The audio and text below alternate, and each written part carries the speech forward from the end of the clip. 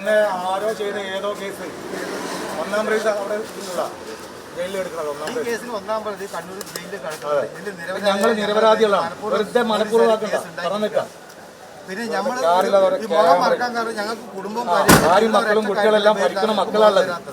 കാരണം നമ്മളിതിൽ ഈ സ്ഥലം നമുക്ക് ഏതാന്ന് പോലും അറിയില്ല. ഇത്രയും ഫസ്റ്റായിട്ട് നമ്മളത് കണ്ടപ്പോഴാണ് നമുക്ക് മനസ്സിലാണ് ഈ സ്ഥലം. മനസ്സിലായോ? ഇത് നമ്മൾ ചെയ്യാൻ വിചാരിച്ചു കഴിഞ്ഞാൽ പരമ മാറി പണിയെടുക്കും. നമ്മൾ എഴുതി കൂട്ടി നാട്ടിക്കുള്ള പരിപാടി. മനസ്സിലായോ? കട്ടാണ കിട്ടൂല, കിട്ടിയവന്റെ പേരിൽ അങ്ങോട്ട് കേസ് ചെയ്യാതെ നല്ല സ്വഭാവം. കേരള പോലീസ് പറ്റ പണിയെടുക്കണം. എടുക്കട്ടെ. 2023 മോഷണം പോയ ഒരു സ്വിഫ്റ്റ് കാറിന് വേണ്ടിയിട്ടുള്ള അന്വേഷണമാണ് അന്തർസംസ്ഥാന മോഷണക്കാരിലേക്ക് എത്തിയിട്ടുള്ളത്.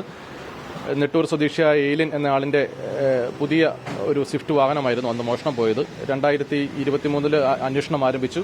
വിവിധ CCTVകൾ നോക്കി ഏകദേശം നോർത്ത് പറവൂർ വഴി മലപ്പുറം ജില്ല ഇവിടെ അന്വേഷണം പോയെങ്കിലും തുടർന്നങ്ങോട്ട് മുൻപോട്ട് പോയില്ല.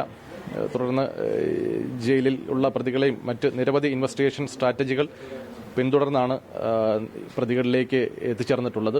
ഇതിൽ ഒന്നാം പ്രതി ഒരു KP അബൂബക്കർ, രണ്ടാം പ്രതി അബൂബക്കർ സിദ്ദിഖ്, മൂന്നാം പ്രതി ഷാജിദ്. ഒന്നാം പ്രതിക്ക് ഏകദേശം 25ഓളം കേസുകളുണ്ട്.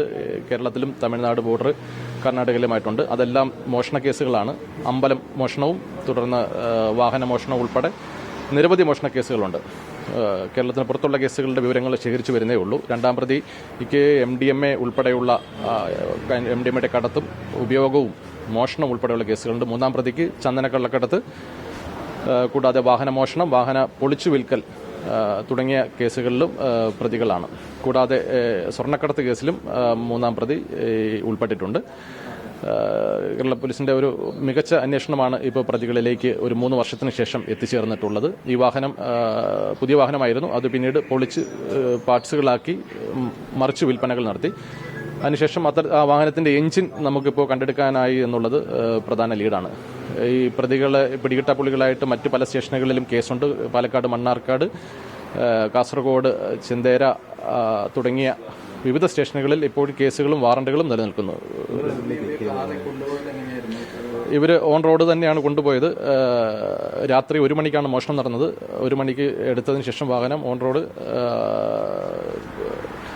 നോർത്ത് പറവൂർ വഴി നേരെ മലപ്പുറം, കോഴിക്കോട് കയറി കാസർഗോഡ് ഭാഗത്തേക്ക് പോവുകയായിരുന്നു. പരാതിക്കാരൻ രാവിലെ ജോലിക്ക് പോകാൻ വാഹനം എടുക്കാൻ വന്നപ്പോഴാണ് വാഹനം മോഷണം പോയ വിവരം തിരിച്ചറിയുന്നത്. സെൻട്രൽ ലോക്ക് ബ്രേക്ക് ചെയ്താണ് അവർ അത് വാഹനം എടുത്തിട്ടുള്ളത്. അതിനുവേണ്ടി ഏതോ സോഫ്റ്റ്വെയർ ഉപയോഗിച്ചത് അവർ പറയുന്നുണ്ട്. അതിന്റെ അന്വേഷണത്തിലേക്ക് പോലീസ് കടക്കുന്നതേ ഉള്ളൂ. കാസർഗോഡ് എന്നതിന് ശേഷം വാഹനം പൊളിക്കുന്നതിനുള്ള മാർഗങ്ങൾ തേടി അവർ കുറച്ച് അലഞ്ഞിട്ടുണ്ട്. പ്രത്യേകിച്ച് വാഹനം മോഷണവുമായുള്ള സ്ട്രാറ്റജി മോഷ്ടിക്കണമെന്ന ഉദ്ദേശവുമായിട്ടാണ് ഇവിടെ എത്തിയിട്ടുള്ളത്.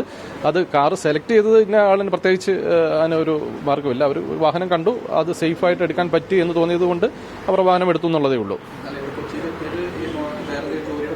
ഒന്നുമല്ല, മോഷ്ടിക്കുക എന്ന ഉദ്ദേശത്തോടു കൂടി തന്നെയാണ് കൊച്ചിയിലെത്തിയിട്ടുള്ളത്. അതെ അതെ. ഇല്ല, ഇതിനുശേഷം ഇവരെ നമ്മൾ ഐഡന്റിഫൈ ചെയ്യാനായിട്ട് കുറച്ച് താമസം വന്നു. പ്രതികൾ ആരാണെന്ന് നമ്മൾ ഐഡന്റിഫൈ ചെയ്തതിന് ശേഷം നമുക്ക് വളരെ പെട്ടെന്ന് തന്നെ പിടികൂടാനായിട്ട് സാധിച്ചു. ഒന്നാം പ്രതിക്ക് വേണ്ടിയിട്ട് മറ്റ് പല സ്റ്റേഷനുകളിലും അന്വേഷണം നടക്കുന്നുണ്ട്. അവർ കിട്ടിയത് വളരെ നല്ലൊരു കാര്യമാണ്. തുടർന്നുള്ള കേസുകൾ പ്രിവെന്റ് ചെയ്യുന്നതിനോട് സഹായമായിട്ടുണ്ട്. കർണാടക ബോർഡർ, തമിഴ്നാട്ടിൽ കേസുകളുണ്ട്. അതിന്റെ വിവരങ്ങൾ ശേഖരിച്ചു വരുന്നതേ ഉള്ളൂ. അതിന്റെ സോഫ്റ്റ്വെയർ ഡൗൺ ആണ്, അത് ശേഖരിച്ചു വരുന്നുണ്ട്. അതിന്റെ വിവരങ്ങൾ ഇനി കസ്റ്റഡിയിലെടുത്ത് തുടർന്ന് അന്വേഷണം നടത്തിയാൽ വിവരങ്ങൾ വെളിവാകുള്ളൂ. 3 വാഹനം ഇത് പൊളിച്ച് റിസീവ് ചെയ്ത ആളുണ്ട്, മോഷണം മുതൽ സ്വീകരിച്ച ആളുണ്ട്. അതിന്റെ അന്വേഷണം കസ്റ്റഡിയിലെടുത്തതിന് ശേഷമേ തുടർന്ന് അന്വേഷണം ഉണ്ടാവുകയുള്ളൂ. തമിഴ്നാട്ടിലല്ല, നേരെ കാസർഗോഡേക്കാണ്. കാസർഗോഡ്, ഉപ്പള, പിന്നീട് കർണാടക ബോർഡർ, ആ ഏരിയയിലാണ് ഇതിന്റെ പൊളിക്കാനും മറ്റു തുടർന്നുള്ള പരിപാടികളൊക്കെ നടന്നിട്ടുള്ളത്. Okay, thank you.